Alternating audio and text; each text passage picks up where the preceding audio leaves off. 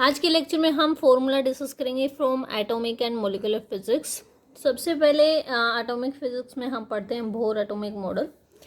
तो उसके पोस्टुलेट्स क्या क्या हैं कि जो आपका इलेक्ट्रॉन है, न्यूक्लियस आपका रेस्ट में, इलेक्ट्रॉन उसके चारों ओर क्या कर रहा है, सर्कुलर ऑर्बिट में रिवॉल्व कर रहा होता है। तो वहाँ पे जो फोर्स की इक्वेशन होती है कि centripetal force is equal to जो कोलम्बिक इलेक्ट्रोस्टैटिक फोर्स उनके बीच में लग रहा है, यहाँ से ही आपकी रेडियस और वेलोसिटी निकल के आती है।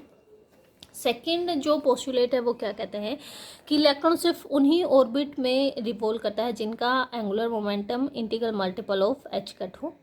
थर्ड पोस्टुलेट कहता है कि अगर इलेक्ट्रॉन अलाउड ऑर्बिट से मतलब है कि जिनका angular momentum integral multiple of N H cut है, अगर अलाउड ऑर्बिट में रिवॉल्व कर रहा है तो वो फिर जो है एनर्जी रेडिएट नहीं करता है। एनर्जी रेडिएट कब करता है? जब ट्रांजिशन होती है किसी एक ऑर्बिट से अनदर ऑर्बिट में, और जो एनर्जी रेडिएटेड होती है ई इनिशियल माइनस फाइनल, उसका मैग्नीट्यूड जो है एच न्यू के इक्वल होगा। ठीक है, यहाँ पे जो फोटोन रिलीज होता है new is the frequency of that photon, H जो है प्लैंक्स कांस्टेंट है। तो बोर मॉडल की जो कैलकुलेशन करते हैं वहाँ से एनर्जी जो निकल के आती है, total energy kinetic plus potential is equal to minus R infinite H C O Z square over N square के इक्वल होती है। यानी आप कह सकते हैं ये कांस्टेंट टर्म है, अगर इनकी वैल्यू पुट करें तो -13.6 Z square over N square के इक्वल होगी। यहाँ पे आर इनफिनिट क्या है? रेडबर्ग कांस्टेंट है, जिसकी जो इक्वल टू होता है m raised power 4/8 epsilon not square c h cube के। अगर हम काइनेटिक एनर्जी पोटेंशियल एनर्जी को देखें in term of Rydberg constant, तो kinetic energies r infinite H c z square over N square, potential energy -2 r infinite H c z square over N square होगी।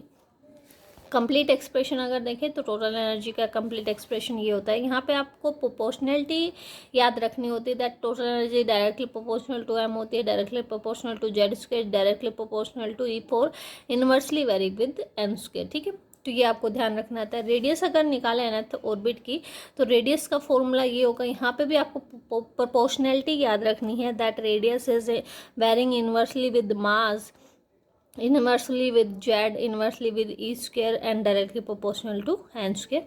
ये hydrogen atom में first Bohr orbit की जो radius है वो calculate की है, जो कि इसके इक्वल होगी ए नोट से हम रिप्रेजेंट करते हैं। इसकी वैल्यू होती है 0.53 एंगस्ट्रॉम, या फिर कह सकते हैं in term of Bohr orbit, Bohr radius जो nth ऑर्बिट की रेडियस होती है वो n square over Z a naught के इक्वल होती है। अब यहाँ देखिए वेलोसिटी की अगर हम बात करें तो वेलोसिटी किसी nth ऑर्बिट में क्या होगी? Z square 4 pi epsilon not an H cut के इक्वल होगी। और अगर फर्स्ट ऑर्बिट में वेलोसिटी देखें तो वो h cut over m a naught होती है। इसको आप सी अल्फ़ा भी लिख सकते हैं। अल्फ़ा यहाँ पे फाइन स्ट्रक्चर कांस्टेंट है, जिसकी वैल्यू 1/137 होती है। इसको अगर आप फर्स्ट बोर ऑर्बिट की वेलोसिटी की टर्म में लिखें तो nth ऑर्बिट में जो वेलोसिटी होगी वो Z over n v1 h के इक्वल होगी, या फिर Z c alpha over n लिख सकते हैं। वेव नंबर को अगर हम डिफाइन करें तो 1/लैम्डा से डिफाइन करेंगे। लैम्डा इन वैक्यूम होगा ये, ठीक है। ये इक्वल टू होगा R infinite Z square 1/n final square minus n initial square. यहाँ पे आर इनफिनिट की वैल्यू लिखी हुई है, एडबर्ग कांस्टेंट की वैल्यू 1.097 10⁻⁷ मीटर इनवर्स होती है। हाइड्रोजन एटम में सीरीज जो हम पढ़ते हैं वो कौन कौन सी है? Lyman series, बामर, पाशियन, bracket, पिफेंट series. Lyman series में फाइनल यानी कि किसी भी एक्साइटेड स्टेज से N1 में ट्रांजिशन अगर हो रही है तो उसको उस सीरीज से जो भी ट्रांजिशन से जो भी स्पेक्ट्रा आपको मिल रहा है उसको कहेंगे आपका, वो स्पेक्ट्रा आपका यूवी रीजन में मिलता है और वो सीरीज क्या होगी? लेमन सीरीज होगी। अगर किसी भी एक्साइटेड स्टेज से n इक्वल टू 2 स्टेट में ट्रांजिशन हो रही है तो वहाँ से बामर सीरीज मिलेगी, और विजिबल रीजन में होने की वजह से ये सबसे इम्पोर्टेंट सीरीज भी है।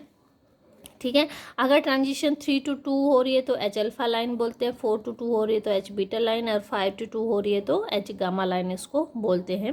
पाशियन सीरीज में किसी भी हायर स्टेट से n इक्वल टू 3 स्टेट में ट्रांजिशन होती है और नियर इंफ्रारेड रीजन में ये लाई करता है। ब्रैकेट सीरीज में किसी भी हायर स्टेट से n इक्वल टू 4 स्टेट में ट्रांजिशन और फार इंफ्रारेड रीजन में ये लाई करता है। सिमिलर मैनर में पीफेंट सीरीज में किसी भी हायर स्टेट से n इक्वल टू 5 स्टेट में ट्रांजिशन होती है और फार IR रीजन में ये लाई करता है। आर इन्फानाइट का मतलब है कि उस सिचुएशन में आपने न्यूक्लियस को क्या माना है, रेस्ट में माना है। अगर आप न्यूक्लियस का मोशन भी कंसिडर करते हैं तो आर इन्फानाइट को रिप्लेस कर देंगे आर एम से।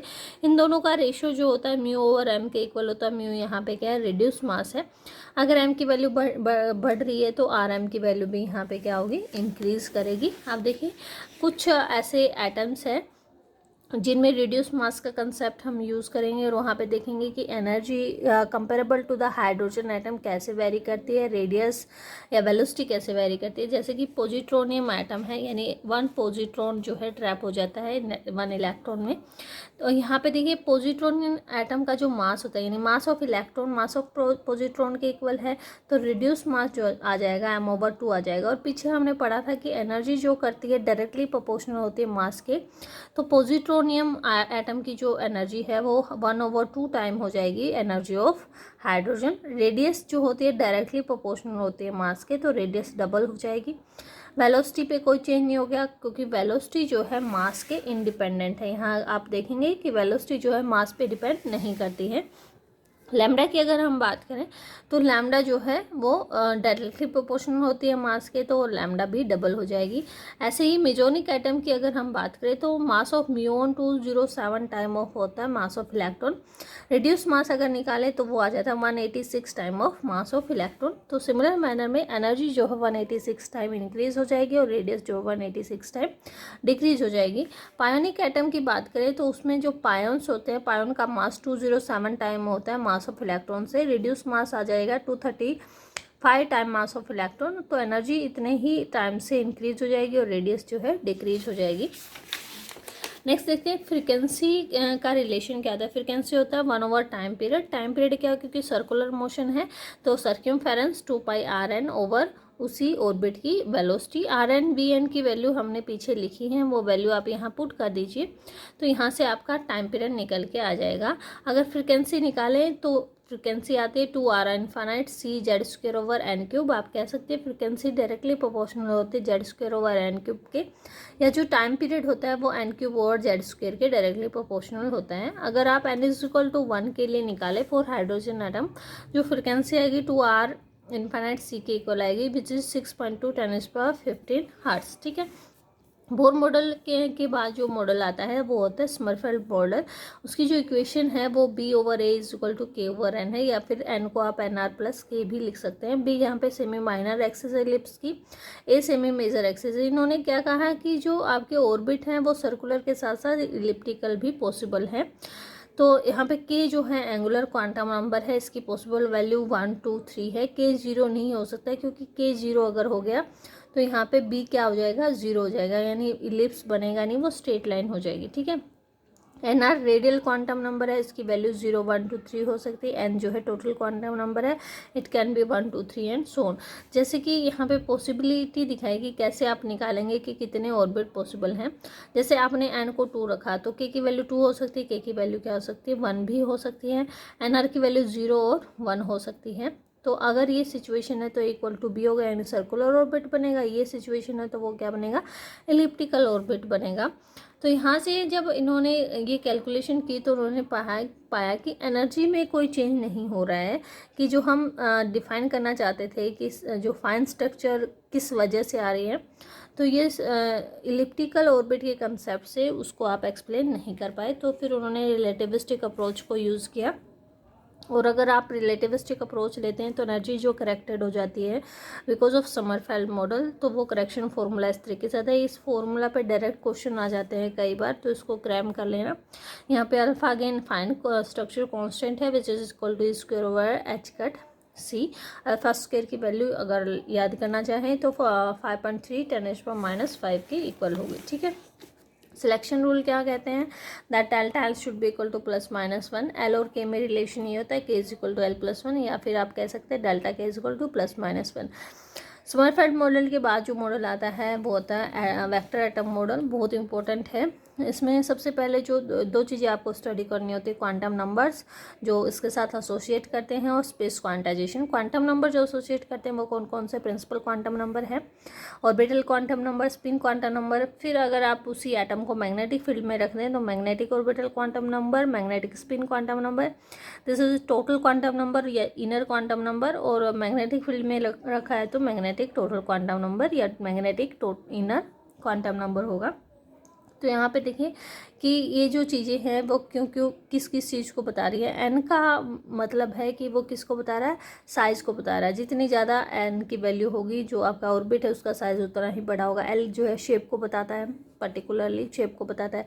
एस किसको बताता है, एस जो इंट्रोड्यूस किया गया है फाइन स्ट्रक्चर को एक्सप्लेन करने के लिए इंट्रोड्यूस किया गया है कि इलेक्ट्रॉन जो है जो न्यूक्लियस के चारों ओर रिवॉल्व करने के साथ साथ अपने एक्सिस पे भी क्या करता है, रोटेट करने के साथ साथ अपने एक्सिस पे रिवॉल्व करता है। फिर उसी एटम को आपने जब मैग्नेटिक फील्ड में रख दिया है तो वो जो अप्लाइड मैग्नेटिक फील्ड है एमएल क्या है, this is the projection of orbital angular momentum in the direction of applied magnetic field, ML हो गया। एमएस क्या हो गया, प्रोजेक्शन ऑफ स्पिन, आपका जो स्पिन एंगुलर मोमेंटम है इन the direction of applied magnetic field. MJ जो हो जाएगा वो आपका प्रोजेक्शन हो जाएगी टोटल एंगुलर मोमेंटम की इन the direction of applied magnetic field. ठीक है। स्पेस क्वांटाइजेशन से मतलब है कि जो ऑर्बिट आपने डिफाइन किए हैं कि नंबर ऑफ ऑर्बिट यहाँ पे पॉसिबल हैं, तो उनकी जो ओरिएंटेशन होते हैं वो भी स्पेस में क्या होती है, क्वांटाइज्ड होती है। ओरिएंटेशन ऐसे नहीं कि जैसे मैंने ये ऑर्बिट बना दिया आपने ऐसे रख दिया या रैंडमली आप ऐसे ऐसे कहीं भी रख सकते हैं, नो, वो पर्टिकुलर एलएस वैल्यू के लिए क्वांटाइज्ड होती है और उसी को हम क्या बोलते हैं, स्पेस क्वांटाइजेशन। ठीक है। यहाँ पे जो जे है which is total angular momentum, वो वेक्टर सम होगा orbital angular momentum and spin angular momentum का। मैग्नीट्यूड अगर हम बात करें तो जे का magnitude H cut J into जे प्लस वन अंडर रूट होगा। सिमिलर मैनर में एल और एस का मैग्नीट्यूड होगा। जेड डायरेक्शन की अगर बात करें, जेड डायरेक्शन का मतलब है कि उनका कंपोनेंट अप्लाइड मैग्नेटिक फील्ड की डायरेक्शन में, तो वो एम जे एच कट होगा, l z m l h cut and similar manner में एम एस एच कट के इक्वल होगा। यहाँ स्पेस क्वांटाइजेशन से एक क्वेश्चन आता है कि कौन कौन से एंगल पे जो है ऑर्बिट आपके एग्जिस्ट कर सकते हैं, तो वो कैसे निकालेंगे। जैसे कि यहाँ पे मैंने ऑर्बिटल एंगुलर मोमेंटम ले लिया, एटम को मैग्नेटिक फील्ड में रख दिया, applied magnetic field Z direction में है, तो फ्रॉम अगर ये थीटा एंगल एक दूसरे के साथ बना रहे हैं तो एल का मैग्नीट्यूड हमने पढ़ा ये होगा, एल जेड क्या आ जाएगा, इसका component in the direction of applied magnetic field which is l cos of theta. तो cos theta l z magnitude over l magnitude, और मैग्नीट्यूड की वैल्यू पुट करेंगे तो वो क्या आ जाएगा, m l over under root l into l plus one. ये इंपॉर्टेंट है, आगे हम जब भी आप जीमन इफेक्ट पढ़ेंगे वहाँ पे भी हम इसको यूज़ करेंगे। यहाँ पे सिलेक्शन रूल जो होते हैं, delta J plus minus one zero, delta L plus minus one, delta S zero के इक्वल होता है।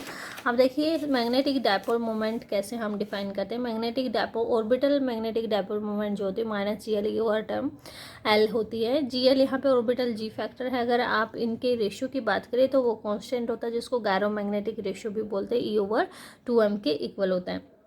म्यू एल के मैग्नीट्यूड को लिखें तो वो होगा जी एल और यहाँ पे एल मैग्नीट्यूड, और एल मैग्नीट्यूड को आप क्या लिख सकते हैं, l into l plus one under root h cut लिख सकते हैं। और ये जो टर्म आती है इसको म्यू भी कहते हैं, बोर मैग्नेटोन, जिसकी वैल्यू क्या होती है 9.274 10⁻24 जूल पर टेस्ला। ठीक है। सिमिलर मैनर में आप स्पिन डायपोल मोमेंट लिख सकते हैं, जी एल से रिप्लेस कर देंगे जी एस से, और जी एस की वैल्यू क्या होती है 2s प्लस वन के इक्वल होती है। अगर सिंगल इलेक्ट्रॉन है, हाफ है, तो ये वैल्यू क्या होगी 2 के इक्वल होगी। तो आप म्यू एस को इस तरीके से लिख सकते हैं, which is -2 mu B s into s plus one under the root. Total magnetic movement की अगर बात करें तो वो आएगी आपकी mu l cos of theta between l and s, mu s cos of theta between s and j. Direct vector sum नहीं होता है, क्यों नहीं होता है, क्योंकि जो मैग्नीट्यूड है म्यू एल का और म्यू एस का वो सेम प्रोपोर्शनैलिटी में नहीं है। यहाँ पे जी एल की वैल्यू 1 आती है और यहाँ पे जी एस की वैल्यू क्या आती है 2 आती है। तो डायरेक्ट आप ऐसे नहीं लिखेंगे mu l is equal to mu j equal to mu l plus mu s, ऐसे नहीं लिखना है। वो एक कंपोनेंट उसकी डायरेक्शन में बनाता है which is cos of theta. अगर यहाँ से कैलकुलेशन करें तो म्यू जे जो निकल के आता है माइनस जी जे रेज़्ड पावर 2m, जे के इक्वल आता है जी जे, यहाँ पे लैंडेज स्प्लिटिंग फैक्टर, लैंडेज जी फैक्टर है जिसकी वैल्यू होती है 1 + j² - s² - l² और 2j²। j² का मतलब है this is the magnitude of square of the magnitude of j which is equal to j × j + 1 h², s² equal to s × s + 1 h², l² equal to l × l + 1 h²। उसके बाद बात करते हैं coupling scheme की।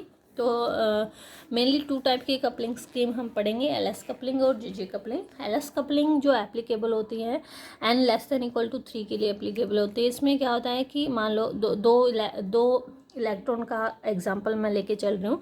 पहले electron का orbital angular momentum l है, दूसरे का L2 है। इन दोनों के ऑर्बिटल आपस में कपल करेंगे, रिजल्टेंट एल दे देंगे। स्पिन आपस में कपल करेंगे, रिजल्टेंट एस दे देंगे। और ये दोनों आपस में कपल करके रिजल्टेंट आपको जे दे देंगे। एल की जो पॉसिबल वैल्यू है वो L + L2 से L - L2 के 1 के डिफरेंस के साथ पॉसिबल है। सिमिलर वन में एस की पॉसिबल वैल्यू हो जाएंगे S1 + S2 से S1 - S2 तक with the difference of 1। J की जो पॉसिबल वैल्यू होंगे L + S maximum to minimum होंगी L + S मिनिमम तक विद द डिफरेंस ऑफ 1। ठीक है, ये एग्जांपल हम करेंगे तब आपको समझ में आ जाएगा। अब जब आपके जो इलेक्ट्रॉन है इक्विवेलेंट नहीं होते हैं, इक्विवेलेंट ना हो तो सारे टर्म पॉसिबल, इक्विवेलेंट हैं तो सिर्फ वही टर्म्स पॉसिबल होंगे जिनमें L + S जो है इवन होगा। इक्विवेलेंट इलेक्ट्रॉन क्या होते हैं, नॉन इक्विवेलेंट क्या होते हैं, इस पर मैंने ऑलरेडी वीडियो डाल रखी है, आप वहाँ से देख लें। यहाँ पे भी मैं थोड़ा सा ब्रीफ आपको कर देती हूँ। जैसे कि एक तो कॉन्फ़िगरेशन आपसे पूछा जाए पीपी कॉन्फ़िगरेशन है ना, एक आपसे पूछ लिया जाए p² कॉन्फ़िगरेशन, और दोनों के लिए आपसे पूछ लिया जाए कि पॉसिबल टर्म्स क्या क्या होंगे। तो पीपी में अगर आप बात करें L1 ये नॉन इक्विवेलेंट है और ये कैसा है, इक्विवेलेंट इलेक्ट्रॉन है। L1 क्या होगा, हाफ ही होगा क्योंकि एक इलेक्ट्रॉन है। L2 भी क्या हो जाएगा आपका हाफ, अरे क्या कह रही मैं, L1 1 हो जाएगा, P है L2 1 हो जाएगा, S1 क्या हो जाएगा हाफ हो जाएगा, और S2 भी क्या हो जाएगा आपका हाफ हो जाएगा। ठीक है, अगर L की वैल्यू देखें तो दोनों को ऐड करेंगे तो 2 बनता है, सब्ट्रैक्ट करोगे तो 0 बनता है। तो L की वैल्यू क्या है 1 0 2 1 0 पॉसिबल। एस की पॉसिबल वैल्यू अगर देखें तो ऐड करोगे तो 1 बनता है, सब्ट्रैक्ट करोगे तो 0 बनता है। जे की पॉसिबल वैल्यू क्या क्या आ सकती है, जे के लिए क्या क्या सिचुएशन हो सकती है, एक हो सकती है when s = 0 यानी सिंगुलर टर्म हो सकती है, और दूसरी हो सकती है when s = 1 यानी ट्रिपलेट टर्म हो सकती है। तो L की पॉसिबल वैल्यू यहाँ क्या आएगी 2, L can be 1, L can be 0। और J की पॉसिबल वैल्यू क्या आ जाएंगी, इन दोनों को ऐड करोगे 2 सब्ट्रैक्ट किया 2, यहाँ J की पॉसिबल वैल्यू ऐड किया 1 सब्ट्रैक्ट किया 1, यहाँ J की पॉसिबल वैल्यू 0। जो टर्म आपकी बनेगी जिसका रिप्रेजेंटेशन हम किससे करते हैं 2s + 1 LJ से, तो 2s + 1 यहाँ से अगर हम करें तो 2s + 1 हमारा क्या आता 1, तो ये टर्म क्या आ गई 1।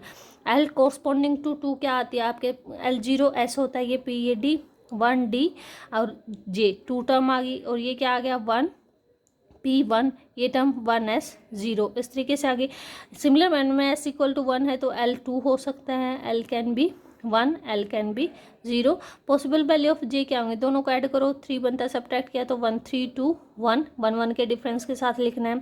L1 है तो दोनों को ऐड करोगे तो 2 बनता है, सब्ट्रैक्ट किया तो 0 2 1 0 पॉसिबल है।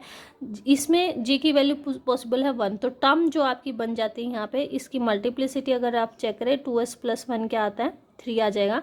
तो यहाँ से जो टर्म बनेगी वो 3D 3 2 1 बनेगी, यहाँ से जो टर्म बनेगी वो 3P 2 1 0 बनेगी, यहाँ से जो टर्म बनेगी वो 3S 1 बनेगी। ठीक है, अब p² की बात करते हैं। हमने कहा p² में जो L1 है वो 1 है, अगेन L2 है वो भी 1 है, S1 की अगर बात करें हाफ है, S2 की अगर हम बात करें वो भी क्या है हाफ है। ठीक है, L की पॉसिबल वैल्यू वही सेम होंगी 2 1 0, और S की पॉसिबल वैल्यू भी सेम होंगी 1 0 जैसे हमने पहले निकाला था। अब यहाँ पे सिचुएशन क्या है, सिर्फ वही टर्म आपकी लाई करेंगी जिनमें जो है L + S क्या हो इवन हो। तो अगर S 0 है तो L की पॉसिबल वैल्यू क्या हो सकती है 2 हो सकता है और 0 हो सकता है, 1 नहीं हो सकता क्योंकि 1 हो गया तो क्या बन जाएगा ऑड बन जाएगा, और यहाँ L की वैल्यू सिर्फ 1 पॉसिबल है।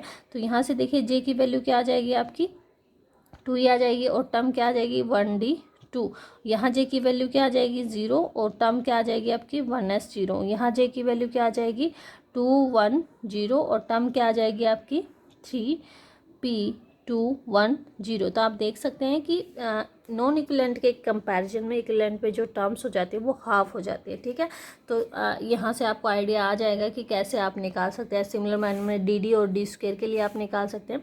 तो सिर्फ वही टर्म पॉसिबल होंगी जिनमें एल प्लस एस क्या होगा, इवन होगा, ठीक है। अब कई न्यूमेरिकल ऐसे आ जाते हैं कि आपको ग्राउंड स्टेट बतानी होती है कि पॉसिबल स्टेट्स में से ग्राउंड स्टेट कौन सी है। तो उसके लिए क्या रूल है, पहले आप चेक करेंगे मल्टीप्लिसिटी, यानी higher the value of s lower will be the energy. जैसे कि जिसकी ज़्यादा मल्टीप्लिसिटी होगी वो ग्राउंड स्टेट होगी, 2s+1, एस जितना ज़्यादा उतनी ही लोअर एनर्जी होगी। अगर मल्टीप्लिसिटी यानी एस वैल्यू दे रखी है तो एल जो है वो मैक्सिमम होना चाहिए, higher the value of l lower will be the energy. अब मान लो एल एस दे दिए, अब जे पे आ जाते हैं। तो जे के लिए क्या है, एल एस गिवन है, जे अगर लोवेस्ट जे लाई लोवेस्ट, यानी lower the value of j lower will be the energy कब, अगर जो आपकी सब सेल है वो लेस देन हाफ फिल्ड है। इसका अपोजिट हो जाएगा, higher the value of j lower will be the energy कब, अगर आपकी सेल जो है मोर देन हाफ फिल्ड है। अगर एग्जैक्टली हाफ फिल्ड है तो एस टर्म आएगी जिसकी स्पिन क्या हो n/2 हो। कम्प्लीटली फिल्ड है तो ग्राउंड स्टेट 1s0 होगी, ठीक है। यहाँ से जो टर्म सेपरेशन आता है डबलेट के लिए अगर हम निकालें, s 1/2 हो जाएगा, j की value l + half l - half हो जाएगी। तो इनमें टर्म सेपरेशन अगर निकालें -Δ इसकी वैल्यू ये आएगी CGS में, आप देख सकते हैं। This term separation is directly proportional to Z⁴, inversely vary with n³, inversely vary with l। यानी जैसे जैसे n की वैल्यू बढ़ेगी वैसे वैसे जो एनर्जी लेवल्स है उनके बीच का सेपरेशन क्या होता जाएगा, कम होता जाएगा, क्योंकि n के साथ साथ डेल्टा t की वैल्यू क्या हो रही है आपकी, कम हो रही है। और जैसे जैसे l की वैल्यू बढ़ेगी, यानी आप कह सकते हैं s के कंपैरिजन में जो स्टेट s में सेपरेशन है, यानी 2s और 2p को अगर आप कंपेयर करें तो 2p के बीच का सेपरेशन क्या हो रहा है, कम हो रहा है कंपेरेबल टू 2s, क्योंकि s के केस में यहाँ पे l की वैल्यू कम है। इस तरीके से आप यहाँ पे निकाल सकते हैं, ठीक है। नेक्स्ट देखिए, अगर मान लो हम डबलेट की बात ना करें, किसी भी जनरल फॉर्मूला के लिए अगर देखें तो अगर ई नोट आपकी विदाउट इंटरेक्शन एनर्जी है तो स्पिन ऑर्बिट इंटरेक्शन की वजह से एनर्जी क्या आ जाएगी, ई नोट प्लस ई जे जो होगी वो स्पिन ऑर्बिट इंटरेक्शन है, यानी ऑर्बिट और स्पिन जो आपकी मैग्नेटिक मोमेंट है उनका इंटरेक्शन हो रहा है। और आपने देखा होगा ये टर्म किसके इक्वल थी, some constant into vector l, और ये क्या था, वेक्टर एस। तो ये प्रोपोर्शनल हो जाएगी एल डॉट एस के। इनका प्रोपोर्शनलिटी कांस्टेंट हमने हटा दिया, वो ए आ गया मान लो। This term will be a/2 j² - l² - s², ठीक है। j² की वैल्यू पुट कर दी, j × j+1 h², l² l × l+1 h² and s² is s × s+1 h²। इसको आपने किसी कांस्टेंट का नाम दे दिया a, तो e j is equal to this. Separation अगर निकाले कंजुगेटिव टर्म्स में, यानी j+1 - ई जे करें तो वो डायरेक्टली प्रोपोर्शनल आता है हायर j वैल्यू के, ठीक है। जे कपलिंग जो पॉसिबल होती है n greater than 3 के लिए पॉसिबल होती है, ये ज़्यादा आती नहीं। इसमें क्या है, मान लो 2 इलेक्ट्रॉन आपके पास है, पहले का अपना ऑर्बिटल एंगुलर मोमेंटम है, स्पिन एंगुलर मोमेंटम है, वो कपल करके उसका टोटल एंगुलर मोमेंटम देंगे। दूसरे के पास भी स्पिन अपना ऑर्बिटल और स्पिन एंगुलर मोमेंटम ये कपल करके J2 देंगे, और ये दोनों कपल करके आपको क्या देंगे, टोटल एंगुलर मोमेंटम देंगे, ठीक है। बाकी के जो फॉर्मूला है हम नेक्स्ट वीडियो में डिस्कस करेंगे। Thank you.